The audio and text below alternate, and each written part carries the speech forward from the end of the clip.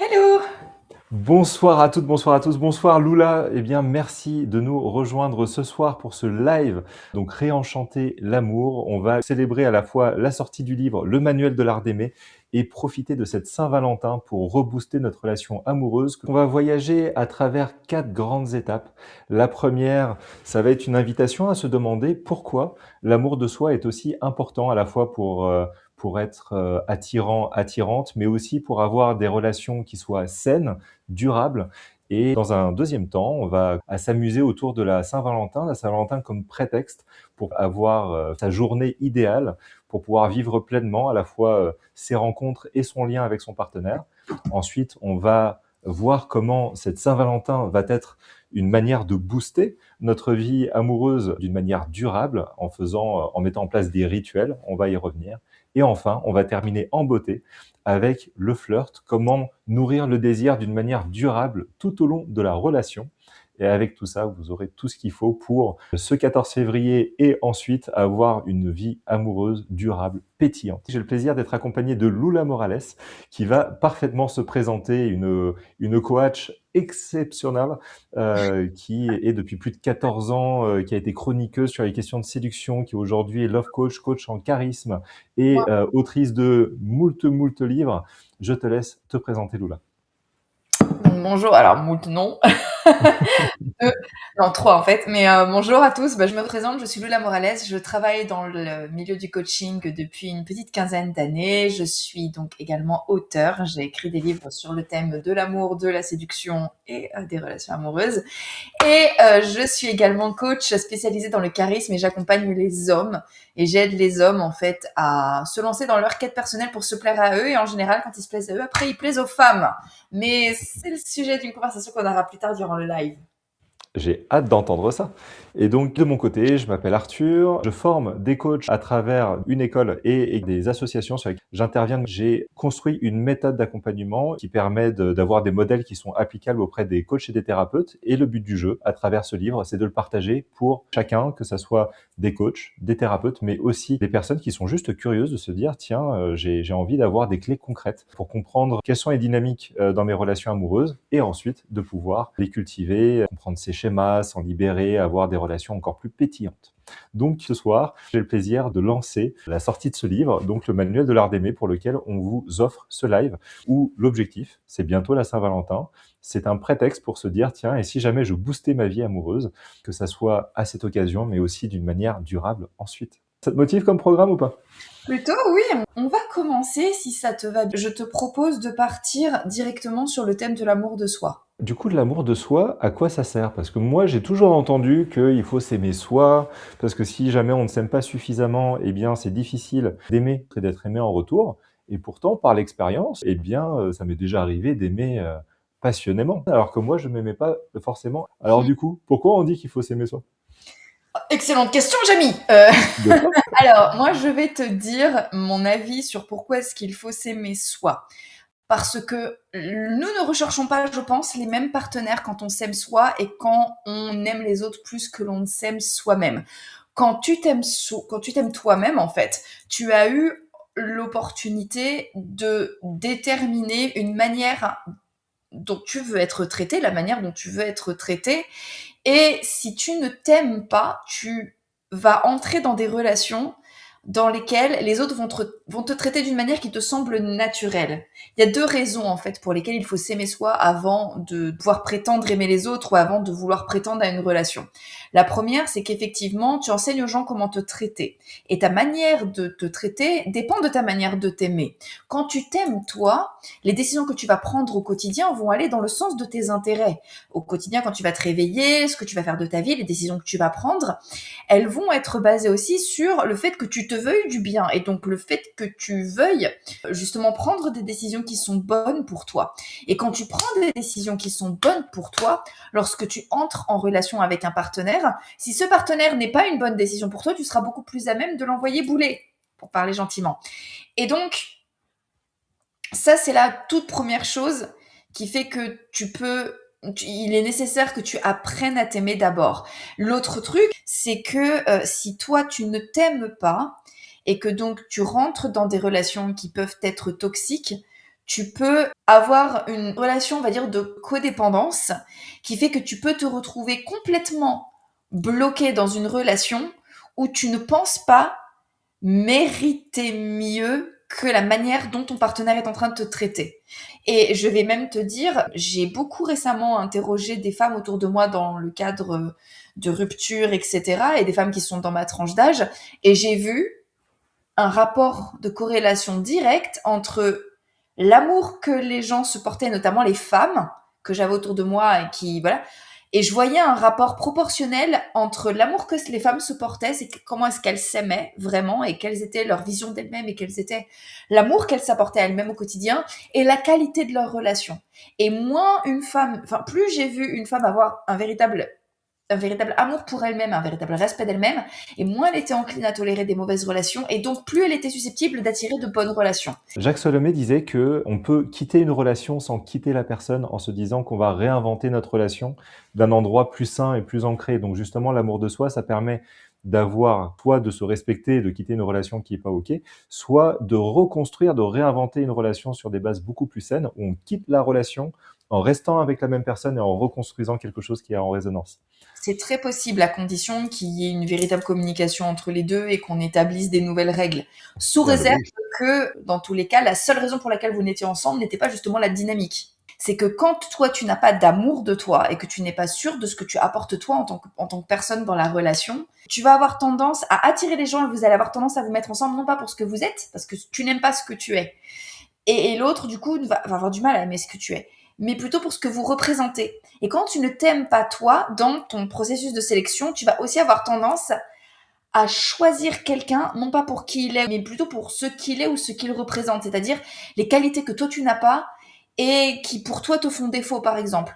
Tu risques d'avoir comme stratégie justement de sélection de partenaires à choisir des partenaires non pas parce que vous êtes compatibles, mais plutôt parce qu'ils vont combler un manque que tu penses avoir en toi, plutôt que de prendre le temps en fait de développer chez toi des qualités qui te rendent vraiment fier. Donc en fait, si j'ai bien compris, tu es en train de nous dire que si on s'aime suffisamment pour pouvoir prendre soin de soi, pour guérir les petites choses qui peuvent venir nous chatouiller, eh bien ça nous permet de choisir et d'entrer en relation avec des partenaires qui sont beaucoup plus sains, ancrés, d'une manière plus alignée. Et avec notre partenaire actuel, si tous les deux ont fait ce process-là, eh bien on peut reconnecter dans une nouvelle relation qui est sur des bases beaucoup plus saines que le fait d'être dans le miroir finalement de nos blocages, de nos traumas, de nos souffrances. Donc voilà pourquoi est-ce que l'amour de soi est important.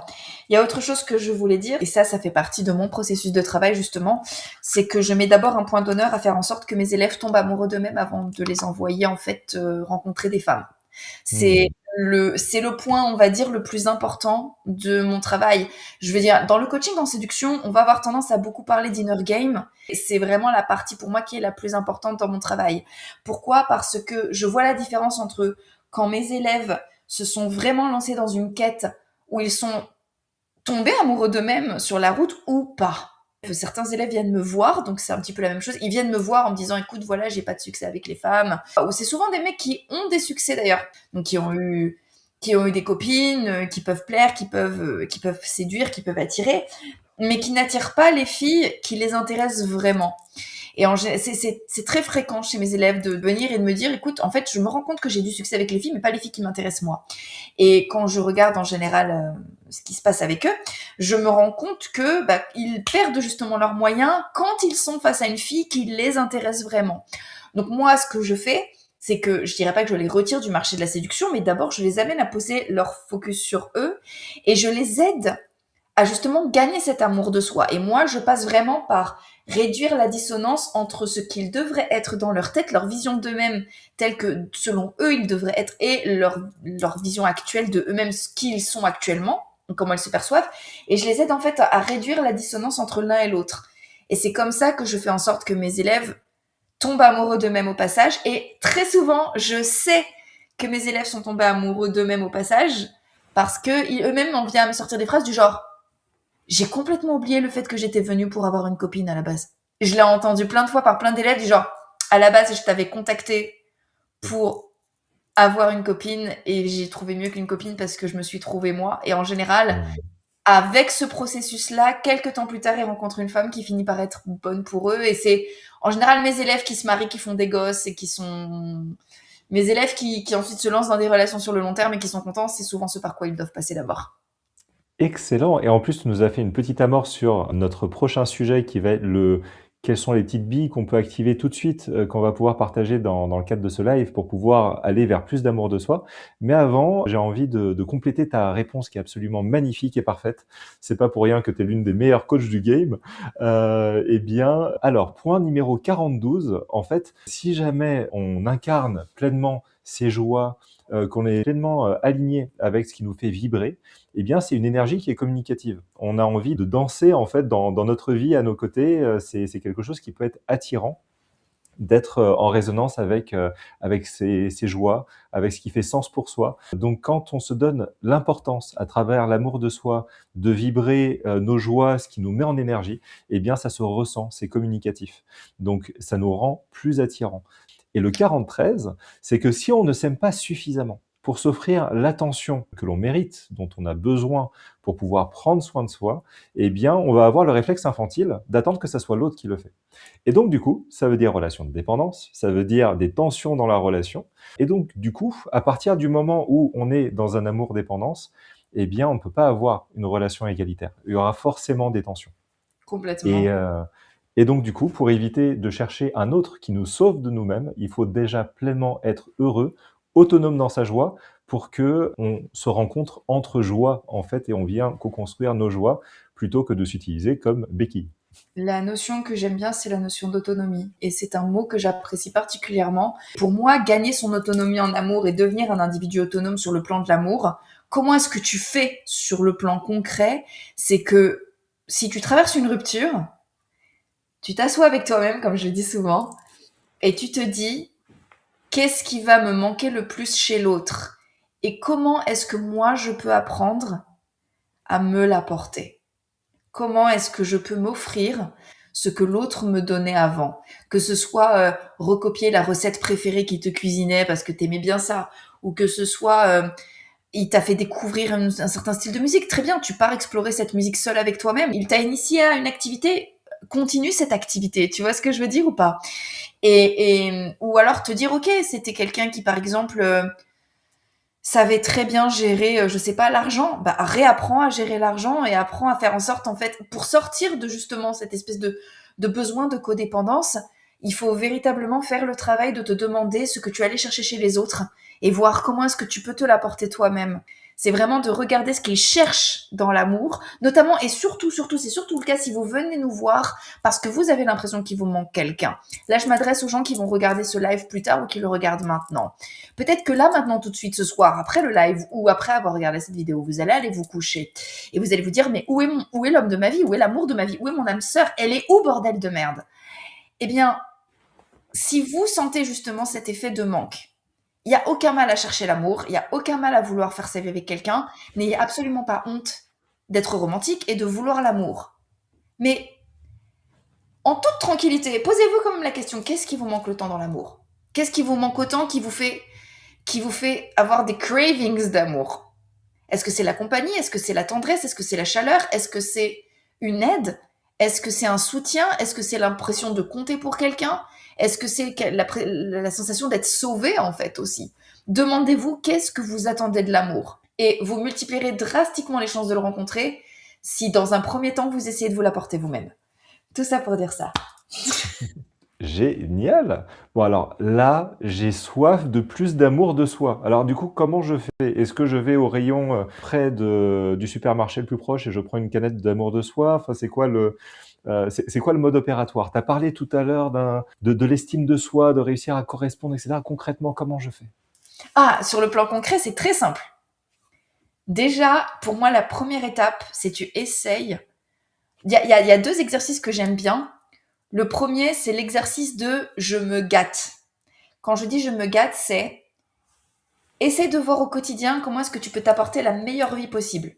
Genre, tu te contentes pas de te faire à manger. Tu essaies de te concocter un vrai bon plat.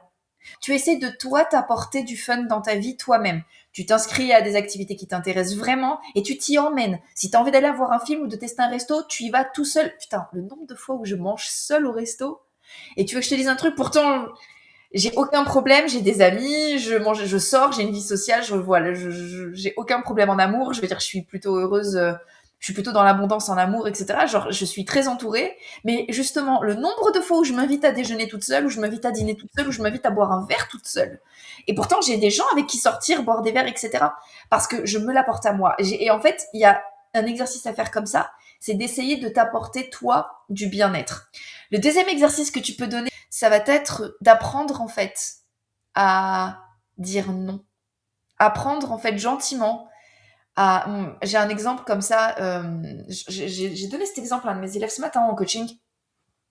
C'est comme ça, c'est un jour qui a été très important où moi, j'ai vraiment gagné mon amour et mon estime de moi.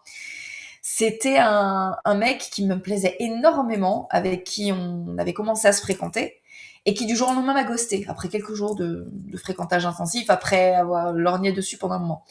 Et ça m'avait vraiment pas fait du bien. Genre, quand j'ai vu qu'il avait dit qu'il ne m'appellerait pas, enfin, qu'il ne m'avait pas appelé et pas écrit au moment où il avait dit qu'il allait le faire, sur le coup, j'étais vraiment blessée. Et j'ai pris le parti justement de ne pas le relancer et de ne pas essayer de maintenir la relation en vie. Donc je l'ai laissé me ghoster en fait en toute tranquillité. Le premier jour a été difficile, le deuxième jour a été difficile, le troisième jour a été un peu moins difficile, la première semaine était encore moins difficile. Et au bout de 2 semaines, j'avais complètement oublié qu'il m'avait ghosté quand il me rappelle. Il m'appelle comme ça, je fais, qu'est-ce que tu... Coucou, comment ça va?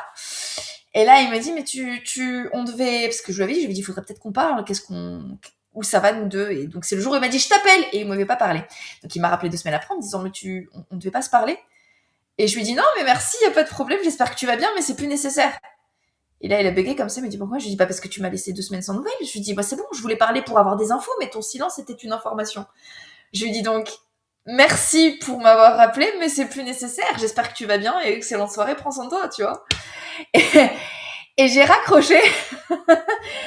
Et j'ai gagné 50 points d'amour de moi parce que j'ai fait un truc qui était bon pour moi. Ça veut dire que mon action a été une preuve d'amour de moi. J'ai agi comme quelqu'un qui s'aimait en fait. Et c'est des preuves d'amour de soi comme ça que tu vas t'apporter au quotidien qui vont faire que tu vas t'aimer après.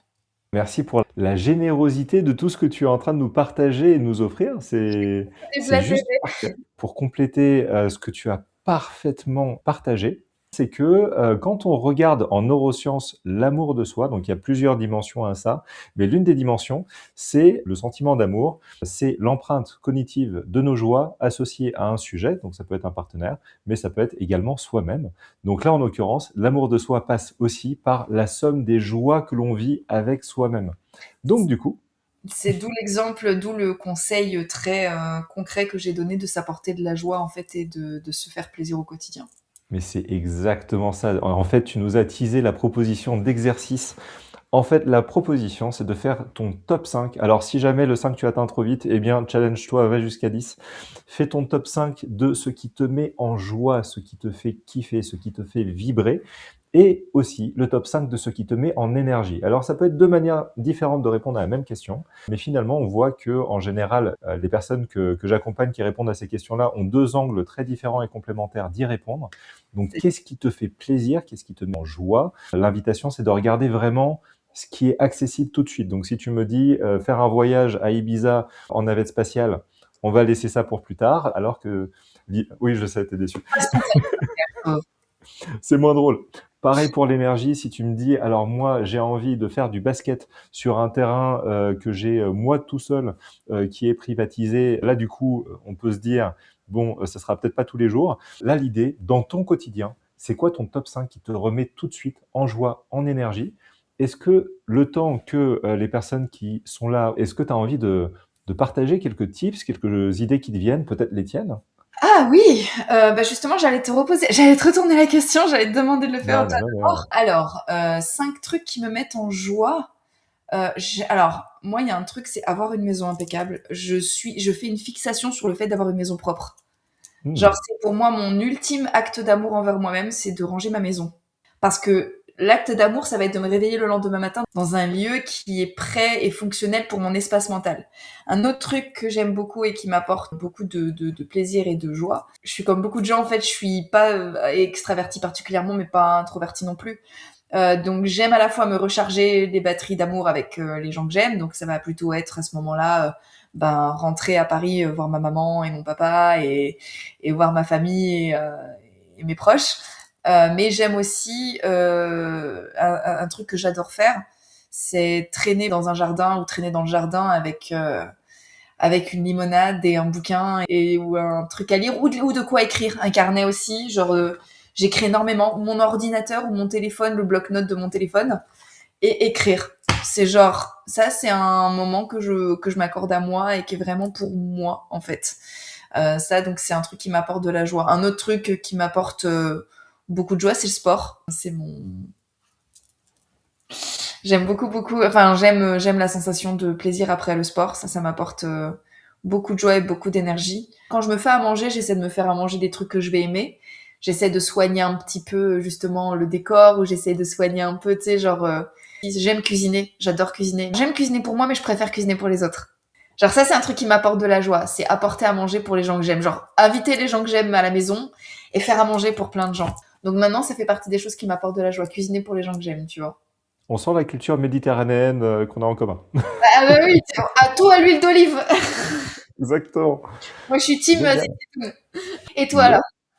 Alors, je t'avoue que je suis pas parti en mode je vais en faire 5 de chaque côté, c'était plus quelques petites pépites. Les deux qui ressortent fort pour moi, c'est chanter, que ça soit du chant intuitif ou que ça soit juste chanter parce que c'est ma respiration émotionnelle. C'est la manière dont je vais venir exprimer toutes les petites émotions messagères. Ça permet de les libérer, ça permet aussi de catalyser les joies. Donc voilà, le chant pour moi est hyper important, qu'il soit intuitif ou juste chanter pour le kiff de chanter. Il s'avère qu'en ce moment, je suis en train de composer. C'est cool aussi. Tu découvres des choses. Et en parallèle de ça, alors ça me met en énergie. Et un autre truc que j'adore faire, que ça soit le matin au réveil ou que ça soit la nuit quand j'ai du mal à m'endormir, c'est danser. En fait, la danse intuitive, c'est une manière de laisser le corps s'exprimer qui est juste magique. Aussi dans un espace d'intimité. Donc quand je parle d'intimité, c'est pas forcément avec une partenaire particulière, mais ça peut être avec dans le cadre d'un cercle, la petite tribu resserrée. Eh bien, c'est ces moments de danse intuitive. Si vous connaissez pas le concept, je vous invite à regarder des petites vidéos type Chakra Dance, etc. Ecstatic Dance, c'est vraiment une dinguerie et je vous le recommande vivement, à la fois pour venir catalyser et calmer dans le corps ce qui a besoin de l'être le soir, ou au contraire de venir se booster, se dynamiser le matin. C'est une bombe. Un autre truc qui me met en joie et en énergie, c'est pas pour rien que j'ai déménagé en Morbihan, la plage. Ah oui. C'est vraiment quelque chose qui me fait tellement du bien. Oh là là, m'en parle pas. Justement, tu vois, dans les top 5 des trucs qui me mettaient en joie quand je vivais à Barcelone, mon bonheur de la vie. Oh, tu m'aurais posé cette question, donc il y a 3 ans, je t'aurais dit me réveiller le matin à 5 heures, d'attraper mon chien et d'aller courir pour le lever du soleil sur la plage à Barcelone. Oh mon Dieu, le nombre de matins où j'étais sur la plage comme ça. En plus, à Barcelone, le soleil se lève sur la plage. Donc, avec mon chien assis à côté de moi, regarder le soleil s'élever comme ça, genre, waouh. 10e matin, waouh. 45e matin, waouh. Je m'en suis, genre, je n'ai toujours pas dépassé le stade de l'émerveillement de me réveiller à 5 heures du matin à Barcelone et d'aller courir avec mon chien. Excellent. On attend de vous lire en commentaire, que ça soit en live ou que ça soit en replay, pour savoir quels sont, vous, vos top 5 de joie et qu'est-ce qui vous met aussi en énergie. Alors du coup, j'ai cru comprendre qu'il y avait un truc en ce moment dont pas mal de gens parlent, c'est la Saint-Va, un truc comme ça. Du coup, C'est nul. c'est juste un truc commercial pour vendre des bonbons et des chocolats ou il y a autre chose derrière? Alors, personnellement, je pense que la Saint-Valentin, pour moi, en tout cas, c'est mon avis, la Saint-Valentin, c'est ce qu'on en fait. Je suis pas la personne qui va justement attendre de son partenaire un grand geste qu'elle peut Instagrammer et poster, etc. Je pense que le problème de la Saint-Valentin, c'est une excellente occasion d'amour, en fait. C'est une excellente occasion de sortir, de passer un moment ensemble, etc. J'adore le principe de fêter la Saint-Valentin à la maison, tranquille, en amoureux, en se préparant un super bon dîner ou en allant au restaurant. Le problème, c'est ce que la société a fait de la Saint-Valentin. La Saint-Valentin pourrait être une excellente manière, une excellente occasion de se donner de l'amour romantique, d'être avec son partenaire et de se donner de l'amour sous toutes les formes qu'on peut, hein, n'est-ce pas?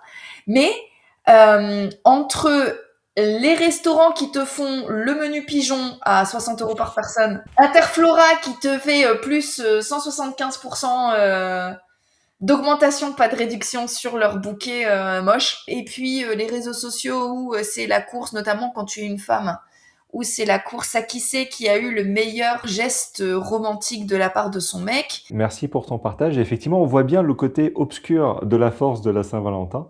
Et donc, du coup, si on regarde le côté lumineux, on peut se dire aussi que la Saint-Valentin, c'est, comme toutes les autres grandes fêtes, un prétexte. Un prétexte, une occasion de se prendre du temps pour soi, de se prendre du temps pour soi si on est célibataire, pour aussi peut-être aller vers des occasions de rencontrer. Si on est en couple, c'est une occasion d'être ensemble. Alors, si c'est pas le 14, si c'est le 15, si c'est le 13, Exactement. mais c'est vraiment l'idée de se dire, on sacralise un moment où certes il y a les impôts, certes il y a les courses à faire, certes il y a ceci, il y a cela, mais par contre là on se fait une journée pour soi, pour nous. Et donc par rapport à ça, l'invitation qu'on a à vous faire ce soir, c'est tout simplement de vous dire, ça serait quoi ma journée parfaite? C'est quoi mon réveil parfait? C'est quoi les activités que j'ai envie de faire dans une journée qui me nourrit pleinement? L'invitation, ça serait de, dans un premier temps, dessiner ta journée idéale, que tu sois en couple ou que tu sois célibataire. Une fois que c'est fait, on va commencer avec les célibataires. Quelle est la journée que j'aimerais recevoir et se l'offrir à soi-même? C'est juste parfait. Et tu m'as parlé assez récemment, que tu as appelé les tiers-lieux, parce que aujourd'hui, on est soit au travail, soit à la maison.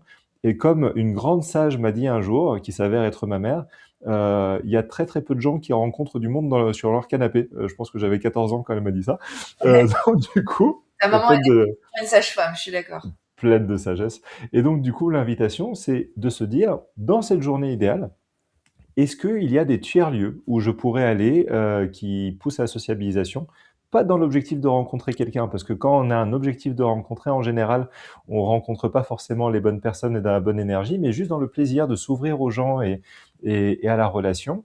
Et pourquoi pas aussi des ateliers, ça peut être, je sais pas, une initiation à l'escalade, une initiation à la danse ou quelque chose comme ça qui peut te faire vibrer et à travers ça, dessiner ta journée idéale si jamais tu es célibataire. Et dans le cas où tu es en couple, l'invitation, ce serait que chacun puisse dessiner sa journée idéale et ensuite, on met en commun et on se dit comment, en piochant d'un côté et de l'autre, on va pouvoir dessiner notre journée idéale à tous les deux. Donc voilà les propositions que je vous propose d'explorer pour cette journée. Est-ce que tu as des Et choses à rajouter en ce qui concerne la Saint-Valentin, Arthur? la seule chose que j'ai envie de rajouter, c'est que, bah, c'est dommage que c'est pas tous les jours la Saint-Valentin. Est-ce qu'il y aurait pas moyen de faire en sorte que cette énergie, cette connexion que l'on vient construire, ce moment un peu sacralisé, pour soi-même et dans le lien, bah, on puisse l'avoir de manière durable dans sa vie? Ce serait pas mal ça quand même? Je pense que quand je disais justement, c'est effectivement une excellente suggestion. Quand je disais justement qu'il faut te demander ce que tu pourrais faire pour apporter du plaisir à ton partenaire, je pense que c'est un truc qui peut se cultiver au quotidien. Et le truc de te dire, comment est-ce qu'aujourd'hui, je peux rendre la vie de mon partenaire ou ma propre vie plus chouette? Qu'est-ce que aujourd'hui je pourrais faire à mon partenaire qui pourrait illuminer sa journée? Ça peut être lui acheter son paquet de bonbons préféré, ça peut vraiment être n'importe quoi. Ça peut être, comprendre son langage de l'amour et le lui apporter. Ça peut être des petites attentions ou ça peut être lui rendre la vie plus facile. Ça aussi, c'est quelque chose qui est très bien aussi, c'est rendre la vie de l'autre un petit peu plus simple. Ça, c'est quelque chose qui peut être bien. Ou alors te demander quel moment dans ta journée tu vas pouvoir lui consacrer. Tu vois, genre vraiment essayer de savoir, et tu peux te baser sur les langages de l'amour pour ça, savoir en fait qu'est-ce que tu peux faire aujourd'hui qui va représenter de l'amour pour l'autre et comment est-ce que tu vas aujourd'hui montrer ton amour à l'autre. Et ça peut vraiment être un truc aussi débile que je t'ai ramené ton café préféré, tu m'as pas dit qu'il y en avait plus, mais moi j'ai vu dans le placard, j'ai vu qu'il y en avait pas, donc je t'ai acheté ton café. Ou alors, tu vois, ça peut vraiment être ce genre d'attention. Et au quotidien, si on prend l'habitude de faire ça, bah, avec l'effet cumulé, ton couple va avoir toujours un petit peu plus en fait. En fait, l'amour va s'accumuler et les preuves d'amour et les petits gestes d'amour vont s'accumuler et vont faire partie en fait de ce que moi j'appelle le patrimoine couple. Le patrimoine couple, c'est toutes les ressources qui ont été mises dans le couple, qui ont été investies dans le couple et qui sont gardées, qui sont quelque chose de précieux. Comme par exemple les private jokes, les rituels. les références culturelles du couple, par exemple les repas préférés, le resto préféré, la série que vous regardez à deux, les petits tics de langage que vous allez avoir, genre une manière bien spécifique de se dire bonjour ou ce genre de choses. L'attention que vous allez vous apporter au quotidien, pour moi, va contribuer au patrimoine couple. Génial. Bah, en tout cas, ce que tu dis est génialissime et l'une des choses que je retiens dans toute la valeur que tu es en train de nous apporter, c'est que l'amour, c'est un sentiment qui, en fait, se constitue de de petits atomes de joie qui sont faits de désir, de moments de qualité qui sont passés ensemble, d'attention. Et donc, du coup, l'objectif, c'est comment je fais dans une vie où, pour paraphraser Edgar Morin, où on se focalise sur l'urgence et on en oublie parfois l'urgence de l'essentiel.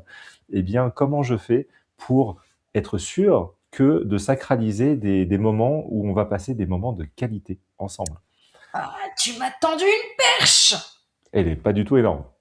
Parce que nous avions parlé justement des rituels et des routines. Et je t'avais dit que j'allais vraiment insister sur la différence entre les rituels et les routines. Pourquoi? Yes. Parce que la routine est censée tuer le couple. C'est quelque chose qu'on a beaucoup entendu, surtout toi et moi, on est des bébés des années 80, donc on a grandi avec non mais la routine, ça tue le couple. Je l'ai entendu 1 milliard de fois.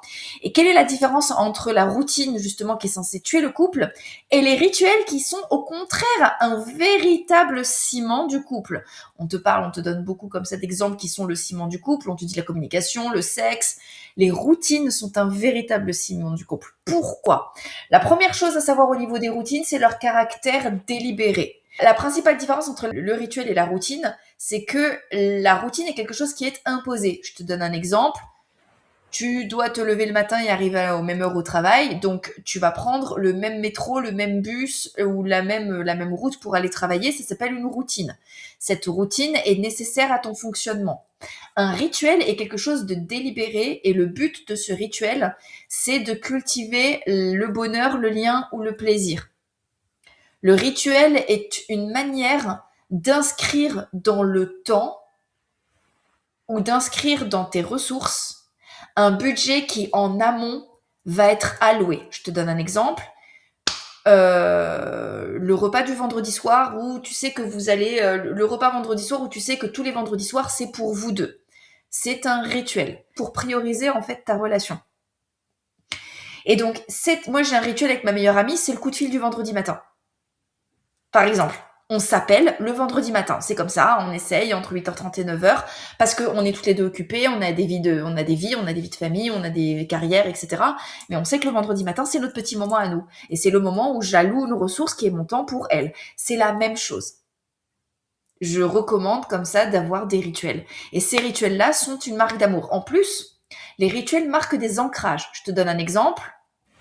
Admettons que vous aviez votre restaurant préféré avec ton partenaire.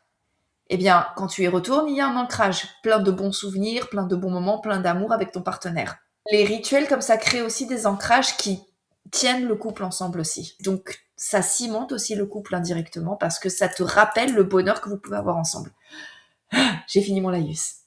Waouh, génial. C'était hyper complet, comme tu le dis. C'est aussi se prendre et sacraliser finalement un moment que l'on va avoir l'un pour l'autre. D'ailleurs, aussi par rapport à soi-même, il y a aussi des rituels juste pour soi. Et l'une des forces du rituel, c'est que c'est un moment qui est sacralisé, pas forcément une activité. Il y a des personnes qui vont toujours se retrouver, comme tu le dis, la soirée resto, on peut se dire que c'est le deuxième mardi de chaque mois. On sait qu'on a notre date resto ciné, par exemple, pour certains. Et pour d'autres, eh bien, ça peut aussi se dire, on sait que tous les vendredis soirs, on a un moment juste pour nous. Par contre, ce moment juste pour nous, on peut le remplir de choses complètement différentes. On peut se dire une semaine sur deux, c'est l'un des deux qui Choisis. prévoit exactement, qui choisit une activité. Ça peut d'ailleurs être une surprise ou ça peut être genre une feinte, genre allez viens, on se fait un resto, alors qu'en fait je t'amène à un endroit qui a absolument rien à voir. Donc la surprise aussi crée un petit pic de dopamine qui est sympa. Et donc du coup, ça peut être sanctuariser des moments, parfois des activités ou parfois juste un espace de co-création. On peut se dire, on verra tout à l'heure un petit exercice où on peut se faire une espèce de petite boîte où on met des pépites d'activités qui nous mettraient en joie et après on pioche au hasard et l'un organise. Donc ça peut être très ouvert. Ça, c'est une excellente idée, absolument. Le fait d'avoir une espèce de petite boîte où on met des idées ou une petite liste, ça peut même être un document partagé sur Google Drive ou sur Keep où vous rajoutez des trucs et puis chaque semaine, vous piochez en disant, bah, cette semaine, on va faire ça. Ça, c'est une excellente idée. Ou alors avoir, moi, j'ai ça, parce que j'habite dans le sud de la France, j'ai un guide des 60 meilleurs villages de la région. J'aime bien piocher dedans. Et tu vois, genre, rituel, je pioche dedans, je sélectionne un endroit où on peut aller. Tu vois ce que je veux dire ou pas? Et effectivement, Yes. le but du rituel, tu as raison, c'est juste de prioriser l'autre et de prioriser la relation et d'inscrire, en fait, votre bonheur et la culture du bonheur de manière régulière dans le temps, en fait. De t'assurer qu'il y a un espace dans ton temps qui est alloué à la cultivation ou à la culture du bonheur ensemble. Génial. Et donc du coup, pour réfléchir un peu au rituel que tu peux mettre en place, alors la proposition, c'est d'avoir 3 grands espaces. Le premier, c'est un temps pour soi, pour pouvoir vraiment être en autonomie, dans nos joies. Parfois, on va avoir des projets, des kiffs, des envies que l'on peut, faire à 2 et parfois, on a envie d'avoir son propre espace. Par exemple, toi, Lula, je sais que, ta séance de sport le matin, c'est quelque chose qui est, important pour toi. Ça peut être un espace ritualisé, donc dans ce cas-là, au quotidien et entre autres parmi, tout ce qu'on peut faire par ailleurs. Ensuite, on a aussi des moments de joie. Ça va être des moments où on va vraiment par exemple, on va aller danser. On sait que 2e jeudi de chaque mois, et ben, c'est notre soirée de danse. On sait que quand on cuisine, le mercredi soir, eh bien, on part en mode karaoké. Ça peut être des petits rendez-vous comme ça Ça de dépend moments de qui. joie. Moi, personnellement, si je vais au karaoké, on me quitte après. Bah, Je suis écoute, chanteuse de salle de bain. ensuite, donc ça, c'est une échelle plutôt, du quotidien. On peut aussi se dire que, dans l'année, eh ben, on va avoir une semaine où, c'est juste le couple. Donc si jamais il y a des enfants, eh bien, les grands-parents sont aussi là pour ça. Et ensuite, on peut aussi avoir une semaine en famille, une semaine dans le couple où on va vraiment, se faire plaisir, se faire kiffer et en parallèle de ces moments-là où qui sont joyeux, mais on est parfois absorbé dans une activité, parce qu'on est en train de faire du parachute, du karting, de l'escalade, du je sais pas quoi. C'est important aussi de prendre des moments de reconnexion. Alors moi, j'ai vraiment, c'est mon conseil, mais faut pas sous-estimer le moment du coucher, en fait. Mmh. Je pense sincèrement que le moment du lever, si vous vous levez en avance, au moment du coucher, je pense que ça, pour moi, il n'y a pas plus simple, il n'y a pas plus évident, il n'y a pas plus gratuit, il n'y a pas mieux que le rituel de soit avant de démarrer la journée, on se réveille un petit peu en avance et on traîne au lit ensemble, on discute, on débriefe nos rêves ou ce genre de trucs. Genre se réveiller un peu en avance et genre dire ça va, t'as bien dormi, est-ce que t'as rêvé, se raconter un peu ou discuter avant de commencer la journée. Ou alors le rituel du soir, c'est-à-dire bah, quand les enfants sont couchés, etc., on prend au moins 20 minutes pour ne pas être devant ni écran ni rien et au moins discuter, débriefer sa journée, ne serait-ce que se faire des câlins ou s'endormir ensemble ou juste traîner, mais juste, je pense que faut pas, je pense que si les couples sont un peu submergés, très occupés, cette plage-là, tôt le matin ou tard le soir, je pense que c'est commencer par ça pour un vrai moment de reconnexion. C'est gratuit, c'est simple, il n'y a pas besoin de. C'est pas un effort conscient à faire, il y a juste à être ensemble dans le même lit. Et ça peut être un très bon ancrage aussi de garder le lit un endroit comme ça où on en fait son îlot, en fait, où on peut discuter. Je pense que ça peut apporter beaucoup de. Justement, en tout cas, cela peut être une vraie plage de reconnexion pour un couple et ça peut faire la différence, je pense.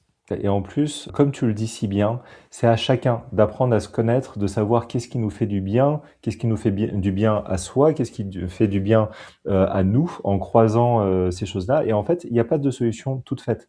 C'est vraiment à l'image, chaque couple est unique et c'est vraiment à l'image de chacun. Et là, tu as permis de parfaitement introduire comment je peux venir distiller ça au quotidien. Si je me dis quels sont les moments de joie qu'on peut partager à deux au quotidien, dans la semaine, dans le mois. Donc, par exemple, on a dit tout à l'heure, ça peut être se dire, tiens, tous les 2e jeudis soirs de chaque mois, on se retrouve avec tel groupe de potes. Tous les 2e mardis, on se retrouve à faire ci ou ça. Donc, de ritualiser dans le mois et dans l'année, par exemple, à travers la semaine de vacances, eh bien, se dire, tiens, qu'est-ce que je mettrais dans cette espèce de petit tableau que vous voyez à l'écran? Quelles sont les pépites de joie qu'on a envie de mettre en commun? Quels sont les moments de reconnexion? Donc tu disais, par exemple, dans le lit le soir, se raconter la journée. Juste Ça ça, je te jure, juste 20 minutes où les enfants dorment, t'es là et tu. Ça va toi? Comment tu te sens? Bon.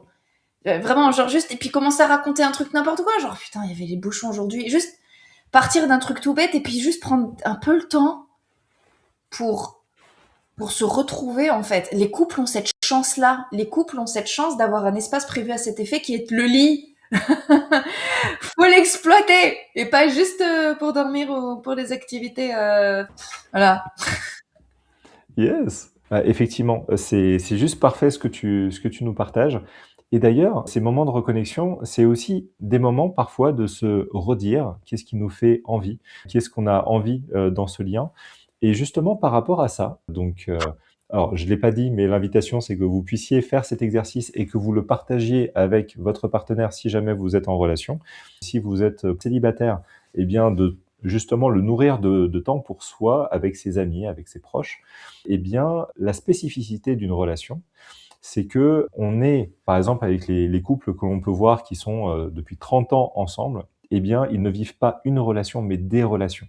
Parce Absolument. que l'idée, c'est un peu à la manière d'un pont, un pont d'amour qui relie deux personnes. Il y a deux manières pour que ce pont continue à vivre et à exister. La solution que l'on retrouve chez les personnes qu'on peut accompagner, c'est que parfois on s'enferme dans un rôle, le rôle qui fait que je suis aimé par l'autre, et on bloque notre propre évolution, ce qui crée une tension, ce qui fait que la relation reste la même, mais les deux personnes, du coup, restent bloquées là où elles sont.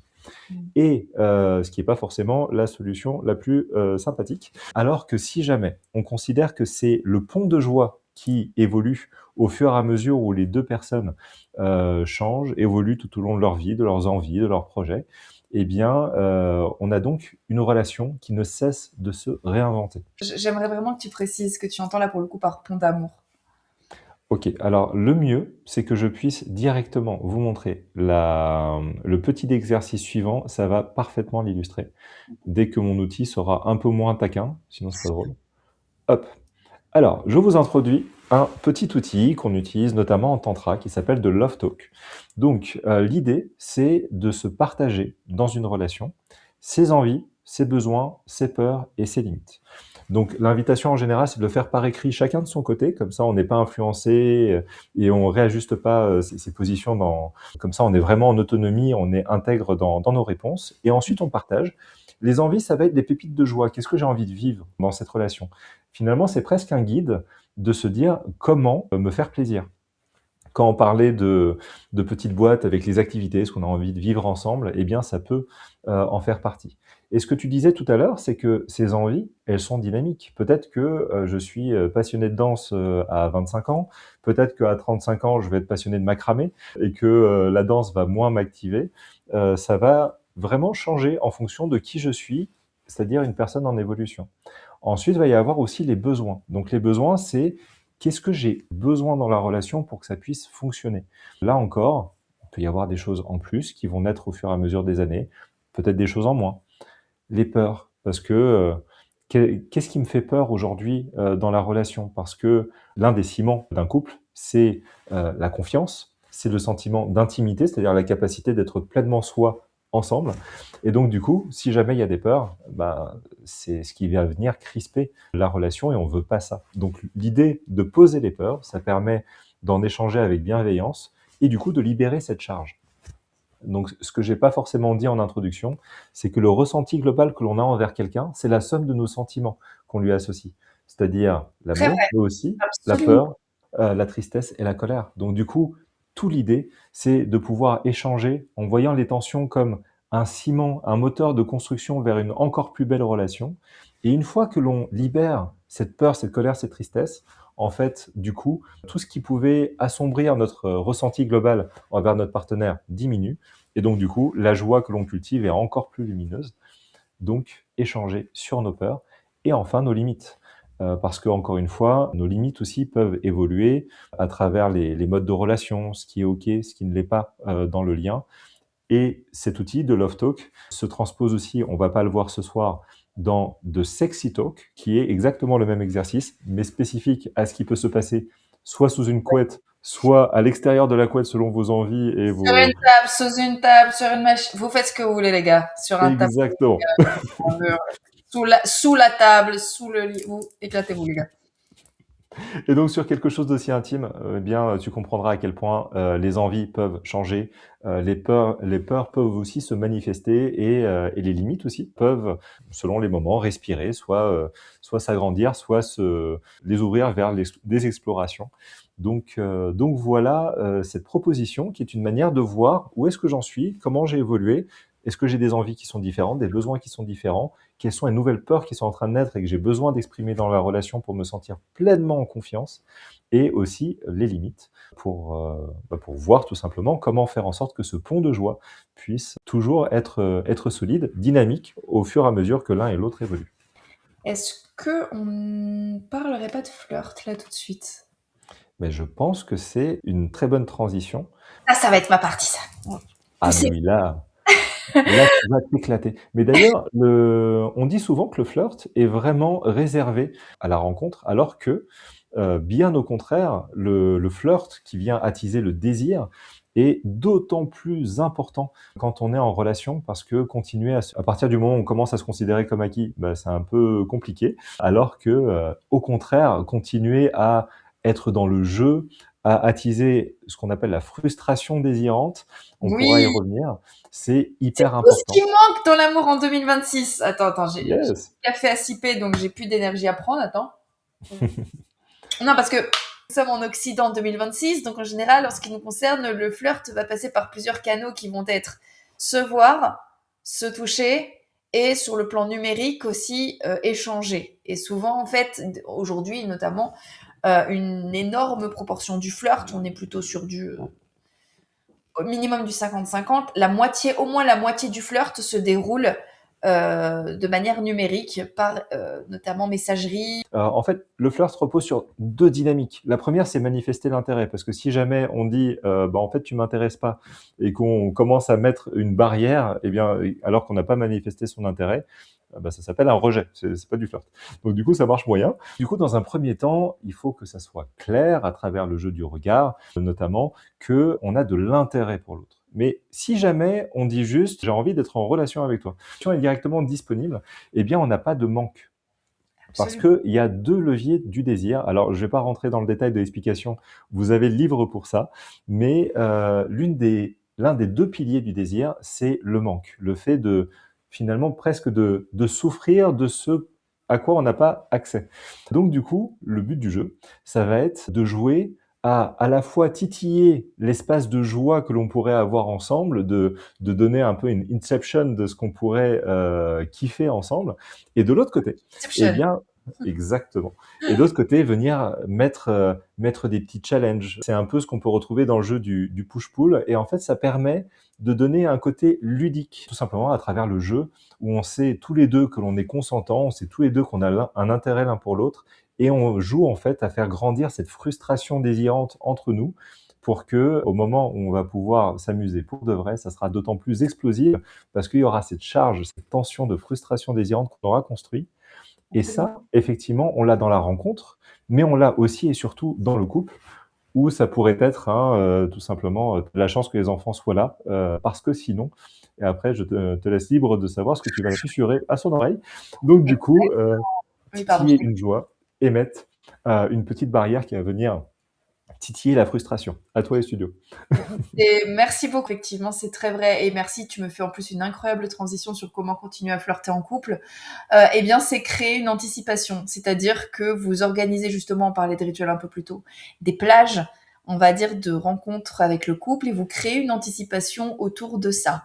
Par exemple, en se parlant des éléments du programme préféré de l'autre, genre ce soir, je risque de mettre la petite robe que t'aimes bien. Ou ce soir, je vais te faire couler un bain. Ou ce soir, après le travail, je vais probablement te faire un massage. Et vous créez comme ça une espèce de petite anticipation qui fait que, justement, comme tu le disais, il va y avoir une espèce de les anglicismes des build-up, comme ça, il va y avoir une espèce de montée en tension qui fait qu'effectivement, quand la tension va redescendre, ou enfin, quand on va pouvoir laisser justement cette tension exploser, ça va être d'autant meilleur. Donc, le but de flirter en couple, c'est de créer une accumulation de tension suffisamment bonne et suffisamment forte pour que quand la tension puisse exploser, justement, cette accumulation de tension se transforme en vrai plaisir, en vrai... bon, je rentre pas dans les détails, mais en fun, en plaisir, en explosion, appelez ça comme vous voulez. Mettez-y le vocabulaire de votre choix, les enfants. Faites ce que vous voulez. Génial. Donc en fait, tu es en train de nous dire que si jamais on est en relation, que on est dans une relation qui est devenue exclusive, monogame, tout ça, eh bien, pour être heureux en amour, il faut cultiver le désir malgré tout. Oui, et puis il faut encore une fois, c'est aussi une question d'investissement en fait. C'est ce qu'on disait avec les rituels, etc. C'est tu montres en fait et tu investis dans ta relation en y mettant de la ressource. Et oui, prioriser son couple ou alors anticiper les moments les moments de plaisir dans son couple et les moments de joie dans son couple et justement cultiver le bonheur que c'est, cultiver l'anticipation, la frustration, etc. Bah, ça fait partie des investissements nécessaires, oui, bien sûr. Et je pense que c'est le flirt dans un couple, c'est une très bonne manière de se rappeler de pourquoi on était ensemble à la base. Parce qu'à la base, si on s'est mis ensemble, c'est qu'on le voulait, non? À la base, si on s'est mis ensemble, c'est qu'il y avait des choses qu'on voulait vivre ensemble. Et donc, le couple, c'est remettre ce qu'on apprécie dans notre relation ou ce qu'on appréciait chez l'autre au centre d'une bulle qui est dédiée en disant j'aime toujours ça chez toi, en prenant le temps de se le rappeler, en prenant le temps de redire à l'autre aussi ce qu'on aime chez lui, en disant ah, toujours ce sourire qui me fait kiffer, ou alors ce matin j'ai vu tes petites fesses passer pendant que tu donnais le petit déj aux enfants, attends un petit peu, voilà ce genre de choses, mais tu te rappelles en fait de ce que tu aimes chez l'autre, et tu prends le temps en fait de le lui dire aussi, tu prends le temps de l'apprécier, tu prends le temps de partager le fait que tu l'apprécies, il prend le temps de partager aussi avec toi, et vous prenez le temps de recréer justement la petite étape d'anticipation, de désir, pour ensuite le plaisir. Et par ailleurs, l'état amoureux est un processus qui inclut un triptyque, qui est le triptyque désir, plaisir, manque. Et recommence, recommence, recommence. Yes. Donc en fait, si je comprends bien, vu que la personne avec qui on est en relation, c'est le seul espace où on peut vraiment laisser vivre cette dimension d'éros, cette dimension de désir, d'attraction en intégrité, eh bien, ce serait vraiment trop bête de le laisser s'éteindre et ça se cultive par son attention, par le jeu, en prenant soin d'être toujours désirable, désirant envers son partenaire. Super. Et donc, c'est d'autant plus important.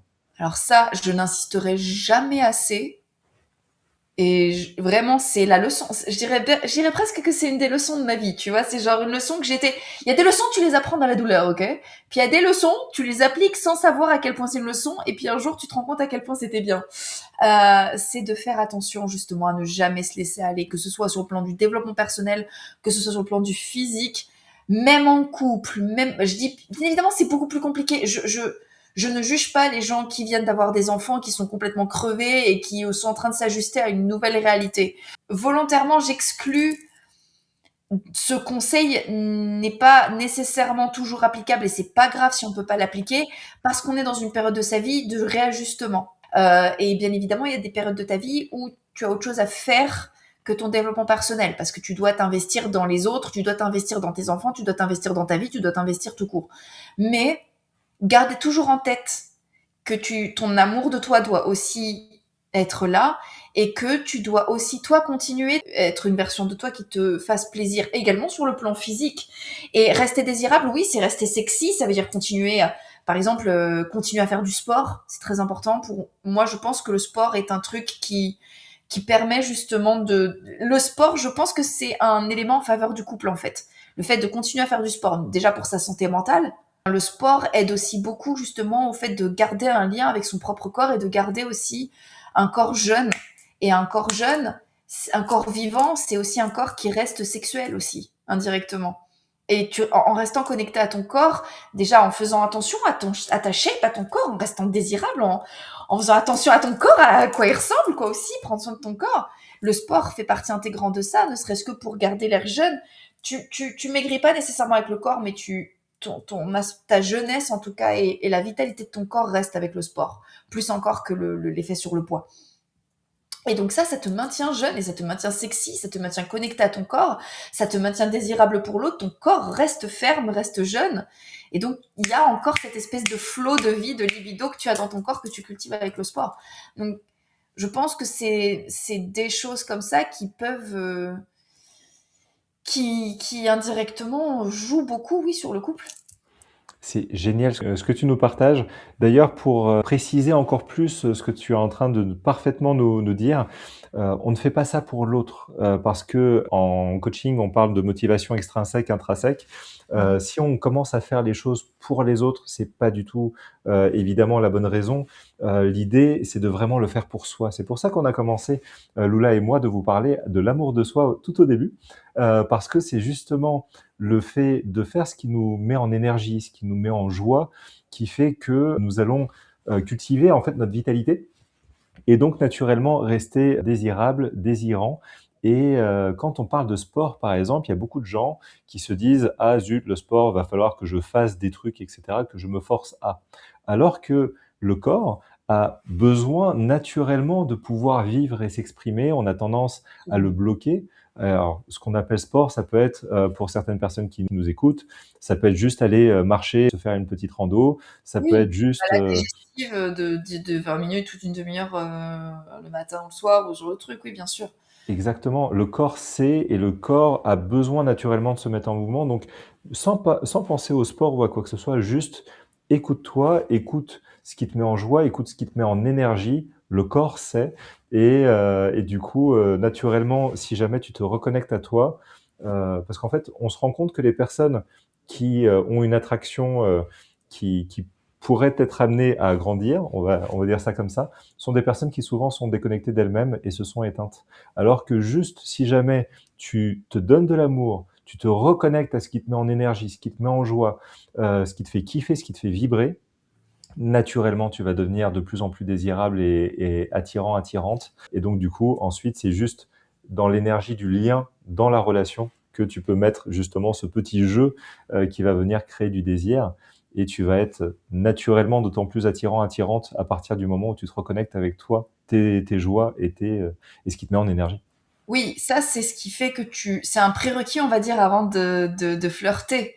Mais si on reste dans le domaine du flirt, le flirt, ça reste aussi beaucoup ce que l'on va faire et ce que l'on va dire plus que ce que l'on va être. C'est-à-dire que la séduction en général, plaire à quelqu'un et la relation en général, l'élément prépondérant, c'est qui tu es ou ce que tu es. Mais le flirt, ça va vraiment beaucoup être ce que tu vas faire slash ce que tu vas dire. Et il y a plusieurs règles pour un flirt de qualité. Le premier, ça reste la légèreté. On est dans le ludique, d'accord? On est dans la blague. Et en fait, il faut vraiment garder en tête qu'on peut, au bout d'un moment, être dans des conversations plus profondes, où on peut parler de sujets plus variés, on peut parler de la politique, on peut parler de la religion, on peut parler de choses très profondes, de son histoire, etc., etc. Mais le flirt a un côté léger. Le but du flirt, c'est vraiment, on est dans le plaisir, on est dans le ludique, on est dans le léger, on est dans une conversation qui est exclusivement là pour apporter du jeu, de l'humour, du fun, du plaisir, de l'anticipation. Le fun est une partie intégrante du flirt. L'autre chose aussi avec le flirt, ça va être son côté graduel. Moi, ce que je recommande toujours aux gens de faire quand on commence un flirt, c'est de commencer de manière très subtile. Ça veut dire de commencer avec, par exemple, des blagues qui ne sont même pas des blagues portées sur l'amour ou la séduction ou des blagues graveleuses ou même voilà des blagues, juste des blagues pour voir comment est-ce que l'autre réagit en fait à son humour et voir si l'autre est déjà partant pour une conversation ludique. Donc pour moi, le flirt commence avec des blagues et tu vois comment est-ce que l'autre réagit à toi qui essaye d'interagir avec le plaisir. Parce que quand tu fais une blague à quelqu'un, la personne rigole presque plus au fait que ce soit toi qui ai fait la blague qu'à la blague en elle-même. Et tu peux même être très drôle et la personne en face peut refuser de rigoler à ta blague et c'est une manière de te désapprouver toi, en fait. En général, quand tu ris à une blague à quelqu'un ou quand tu rebondis sur une blague de quelqu'un, tu le valides plus lui que la blague qu'il a faite, en réalité.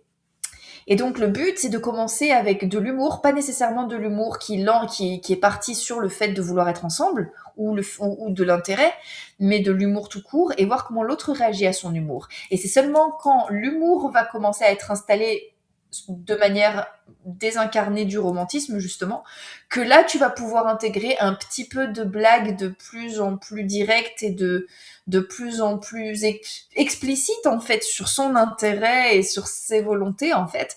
Et là, on va pouvoir justement encore plus utiliser le flirt parce que là, à partir du moment où on est dans l'étape où on a commencé à manifester son intérêt mutuel, on va pouvoir commencer à créer justement cette anticipation, etc., qui va faire monter cette tension. Mais donc, si j'ai un conseil à donner, c'est ça, c'est commencer par l'humour de manière plutôt platonique et plutôt extraire justement l'intérêt mutuel de l'humour et ensuite quand l'autre a réagi positivement de commencer et puis après être de moins en moins subtil sur ses intentions, ça veut dire commencer par dire des choses toutes mignonnes du genre j'ai hâte de te revoir, tu mettras la petite robe que t'as mis l'autre jour, je l'ai bien aimée, pourquoi, qu'est-ce que tu comptes tu sais, genre pourquoi tu l'aimes bien cette robe? Oui, je l'aime bien parce que bon, quand tu te lèves après pour marcher devant moi, j'aime bien regarder cette robe. Et après, on va commencer à.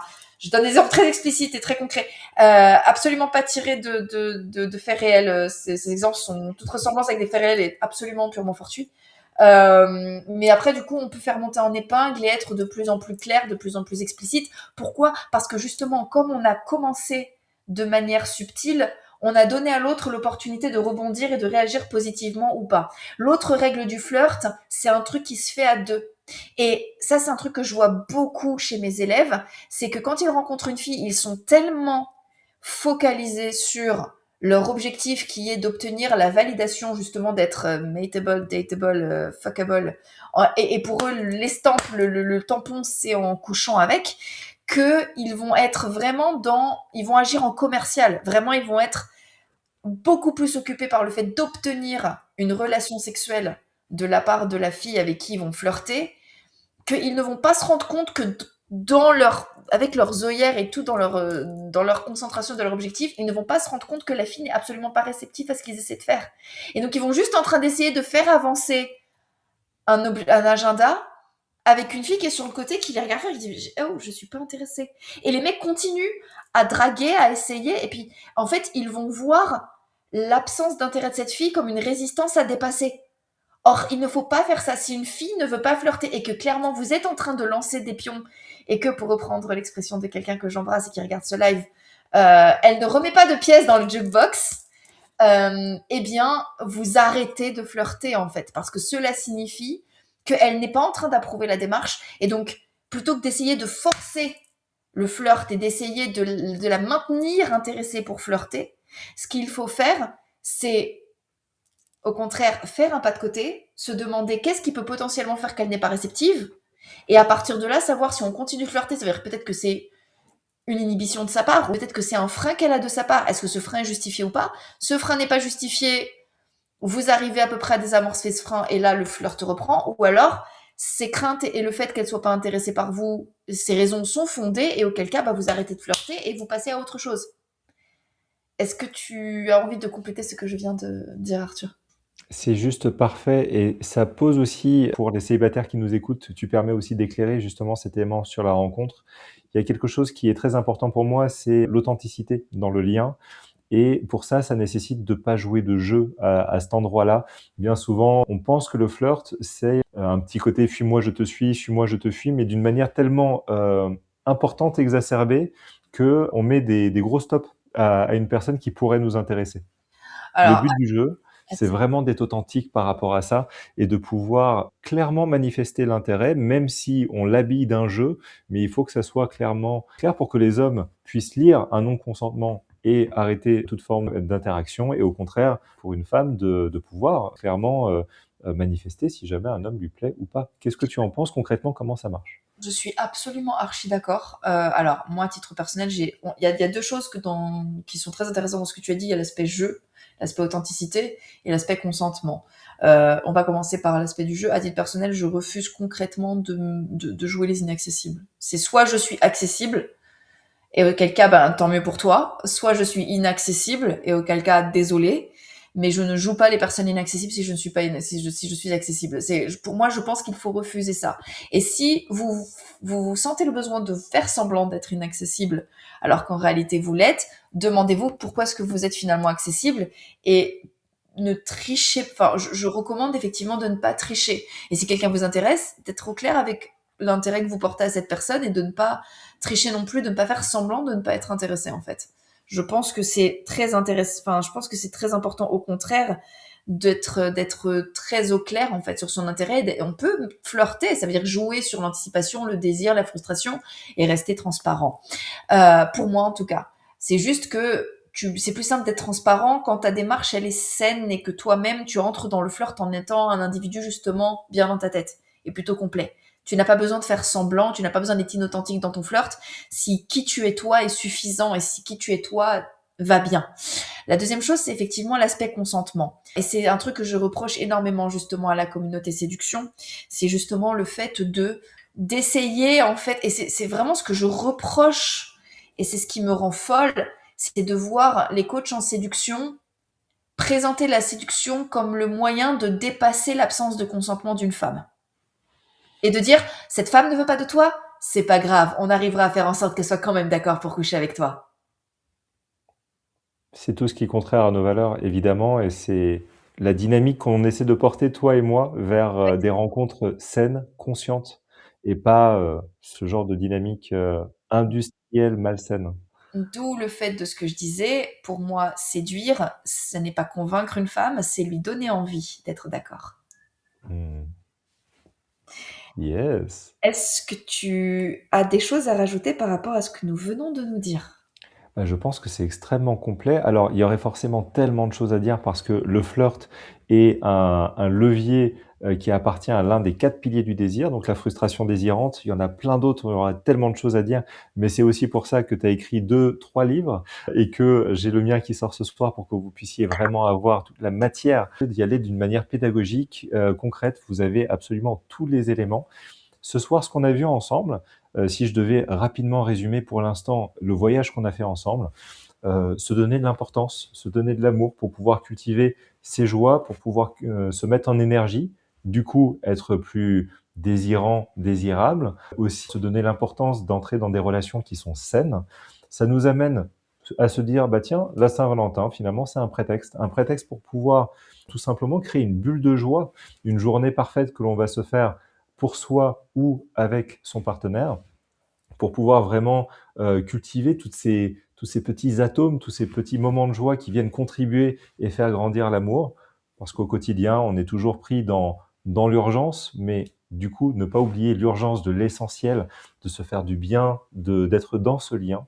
Et ce lien-là, on va venir le pérenniser dans la durée en se trouvant et en sacralisant des petits moments dans sa journée, dans sa semaine, dans le mois, dans l'année, pour être sûr qu'on soit toujours en connexion, qu'on soit toujours synchronisé sur nos envies, sur notre pont de joie, qui est l'amour, mais aussi à travers tout simplement des kiffs que l'on va pouvoir se faire pour construire les souvenirs, parce que chacun de ces moments de joie, ce sont des atomes d'amour qui viennent s'additionner et qui font grandir l'amour, mais aussi des moments pour soi, pour pouvoir prendre soin de soi, mais aussi se manquer, parce que cet espace de manque, ça nous donne encore plus envie de nous sauter dessus à travers la tension qu'on vient construire, et le flirt est l'un des outils de cette tension et l'un des outils du désir que l'on va pouvoir réinsuffler dans notre relation.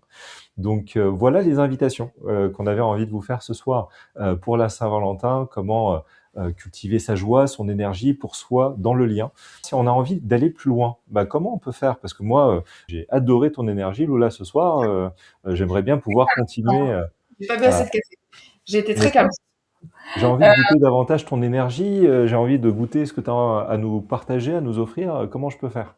Bah écoutez, vous pouvez cliquer sur le QR code, vous pouvez scanner le QR code ou cliquer sur le lien qui va être probablement disponible et vous allez pouvoir avoir accès à mon agenda, vous allez pouvoir cliquer et prendre directement rendez-vous avec moi on pourra traiter de votre situation. Donc moi je suis vraiment là pour justement aider les gens à s'apporter de l'amour d'eux-mêmes et à être prêts pour de véritables relations et je suis également là, et c'est vraiment quelque chose de très important pour moi, pour aider les gens à établir une véritable stratégie de rencontre qui leur permette de rencontrer les bonnes personnes, qui leur permettent de rencontrer leur tribu. Donc, si ça vous intéresse, si vous avez envie justement d'établir des bonnes stratégies de rencontre ou si vous voulez travailler sur votre développement personnel pour multiplier justement les chances de vous présenter en étant bien dans votre tête et bien dans votre vie dans une relation, vous pouvez scanner le QR code qui apparaît normalement sur l'écran. Et sinon, je vous donne rendez-vous sur ma chaîne, Lula Morales, donc dans lequel je traite justement d'amour, de séduction et de développement personnel.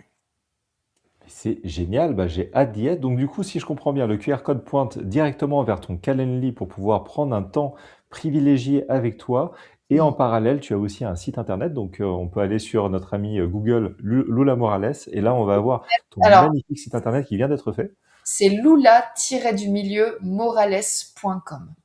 Waouh, génial et donc du coup, on va pouvoir y trouver tes accompagnements, mais aussi, les livres que tu as déjà écrits, qu'on va Exact, pouvoir y retrouver. absolument. Mais c'est génial! Je te laisse toi aussi, Alors, si tu scannes le QR code, tu vas trouver le lien directement sur la page Amazon du livre que tu vas pouvoir acheter. Donc, il y a 2 versions. Prends la version, la moins chère parce que l'autre, elle est juste un peu plus quali, mais en fait, ça sert strictement à rien, c'est le même contenu. Donc du coup, tu as un livre dans lequel tu vas pouvoir découvrir finalement toutes les questions que tu te poses sur l'amour. Déjà, d'où est venu ce sentiment d'un point de vue évolutif? Comment il s'est construit? Ça te permet de savoir d'une manière extrêmement simple qu'est-ce que c'est que le sentiment amoureux, couche après couche, comment ça s'est construit. Ça permet aussi de comprendre un certain nombre de nos paradoxes qu'on peut avoir dans nos attirances. Ensuite, explorer bah, qu'est-ce que c'est que le sentiment d'amour, c'est quoi le désir, c'est quoi les différentes manifestations du désir. Quand on parle de pseudo-amour, c'est quoi un vrai amour, c'est quoi le pseudo-amour, c'est quoi la différence fondamentale, eh bien, tu le retrouveras à ce niveau-là. On en a parlé aussi, la dynamique du désir, avec la frustration désirante. Quels sont les 3 autres piliers? Tu les y retrouveras et aussi, quelles sont les astuces pour, comprendre pourquoi je fonctionne comme ça? C'est quoi mon système de croyance? C'est quoi mes schémas? Comment rencontrer d'une manière saine et consciente, alignée, des personnes qui sont en résonance et aussi comment cultiver cet amour dans la relation. L'étape du mariage, quand est-ce que c'est le moment juste? Quand est-ce que je suis certain, de la solidité, de la compatibilité à venir? Tous ces éléments-là, vous le retrouverez dans ce livre qui a pris, 13 ans, d'études et de recherches et sur lequel j'ai le plaisir de former depuis 3 ans. En termes de site internet, je pense qu'aujourd'hui, le terme qui pourrait le définir le mieux, donc mon site, loveflow.co, ce serait éclaté au sol. Donc ce que je vous invite à faire, ce serait plutôt d'aller sur l'Instagram où je publie pas énormément, parce que la plupart de mes clients me viennent par le bouche à oreille. Mais par contre, n'hésite pas à m'envoyer un message sur Insta. Donc tu vois le lien apparaître sur la page et donc je me ferai un plaisir d'échanger avec toi. Donc voilà pour les petites choses qu'on avait à vous partager ce soir. Est-ce que tu vois quelque chose à ajouter, une pépite, des lancers de légumineuses ou autre chose? non, puis ce serait douloureux pour les gens, les lancer de, tu vois, non, je suis pas comme, je lance pas des haricots verts aux gens dans la gueule comme ça, c'est pas cool. Non, moi, je pense qu'on s'est tout dit. Merci pour ceux qui ont participé à ce live et merci à tous ceux qui le verront. Prenez soin de vous et je te laisse le mot de la fin. On vous fait des gros bisous. On se tient au courant sur nos réseaux respectifs. N'hésitez pas à revenir vers nous si vous avez des questions. Et je pense que ce ne sera pas le dernier contenu qu'on va faire tous les deux, où on s'est bien amusé. Merci pour ta présence, merci pour ton Merci à toi soutien, merci de à m'avoir votre présence. Et je vous dis à très vite. À très vite.